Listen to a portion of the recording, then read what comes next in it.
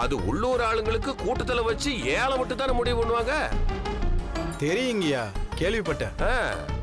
உள்ளூர் ஆளுங்களை வச்சு ஏழை எடுத்து எங்களுக்கு கொடுத்தீங்கன்னா நாங்க சிறப்பா பண்ணி கொடுக்குறோங்கய்யா. ஒரே இடத்துல 500 கடைகள் போடுற மாதிரி பெரிய செட்டு போட்டு எல்லா வசதியோடையும் கொடுத்துருவேன்யா. சுத்து வட்டார ஊருக்கெல்லாம் நாங்க தான் பண்ணி கொடுத்தோம்.